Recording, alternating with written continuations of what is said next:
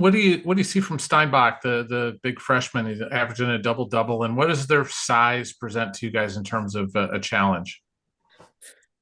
Yeah, I mean, they're obviously huge. I think probably starts with Steinbach. He's as good as there is in the country for big guys. I mean, he's versatile. He can finish. He's extremely long. He's an excellent offensive rebounder. He's smart. He can pass. He can do literally everything, and the offense is built around what he does. And so he's a major challenge. Him and Kepnang, I believe I pronounced that right.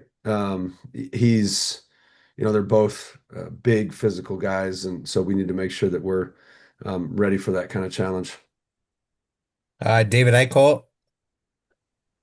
Hey Ben, always appreciate the time. I know you're up near Ethan Harris right now. Just kind of curious what you think how he's going to fit with sort of the different hybrids that you guys currently have and are currently developing. Obviously, we know what Trey Thompson's going to be capable of doing in the future, but how do you just kind of envision Ethan Harris and his role and just the way he'll fit into your system?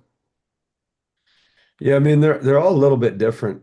Ethan can really handle the ball too. I mean he brings the ball up a lot for his high school team, almost kind of a point forward-ish type. Can really pass, obviously can really shoot. Creates a lot of mismatch problems because of that. So I think the more the merrier at that position. I think it actually makes each one of them that much better.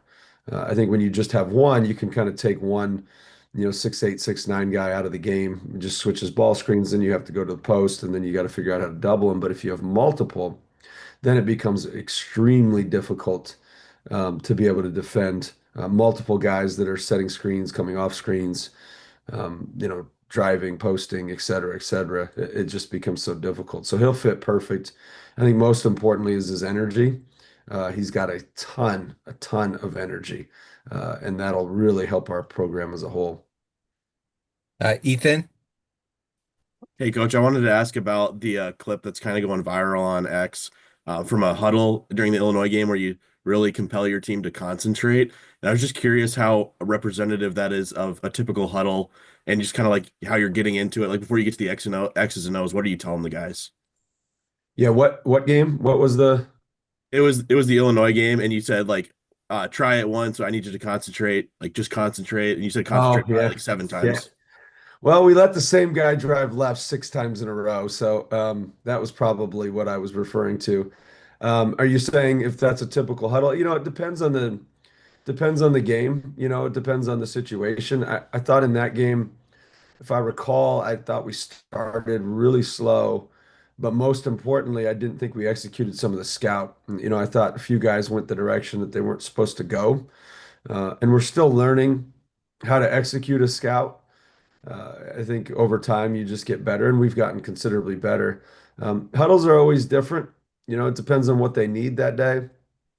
If they need more just kind of motivator, if they need some X's and O's stuff. But most of the time at that point, it's not a lot of X's and O's, maybe an ATO here or there, but it's more just like, hey, we need to keep competing. We need to understand what winning plays are. We need to make sure we make those winning plays and just continuing to remind them to do the things that we've worked on all season long. Again, that one in particular had to be early in the game, I would guess. So it was probably just like concentrate a little bit. It was probably a little bit sarcastic too, I would guess. Tyler. How's Tavion doing? You expect him to be able to play against Washington? Yeah, I do. I think he's doing okay. Yeah, I think he got a little bit sore through that game.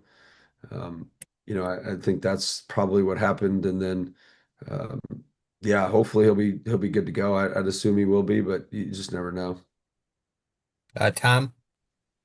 Coach, one of the things you have to be concerned about after the game is you guys, I think, are flying back right afterwards. Probably get back at 6 a.m. or something. And how do you manage those next couple days as a team? Um, yeah, I mean, you probably Thursday would probably be off. Then you've got Friday, Saturday practice, and then you've got a game Sunday, I think. So, uh, I would probably feel it out, I guess. Do a lot by feel.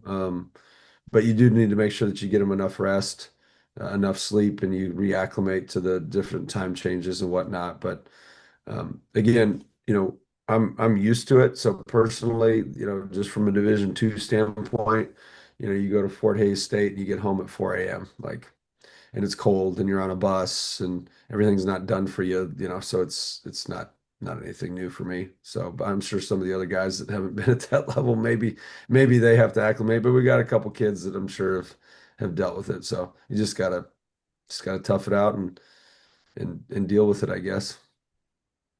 Tyler. I think probably the general sense is like Washington's better than their record indicates, like both overall and in the Big Ten. Like, what have you seen from them that I guess kind of impresses you, and maybe that it's not reflected as much in their records?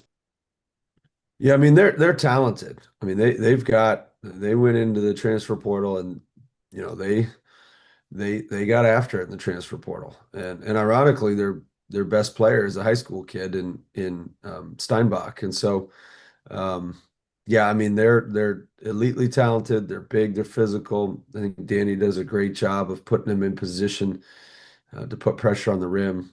They play hard, they offensive rebound, they do a lot of different things. And to be honest, I think they have had, if it's not the toughest schedule in the Big Ten, it's pretty close. Just from the Big Ten schedule, where a lot of the road games that they've been, Purdue, Indiana, they've been to a lot of the more difficult places, and then Illinois, and then they've had some, even their home games are Michigan State and Michigan, and so it's pretty difficult schedule that they've had. Tyler again.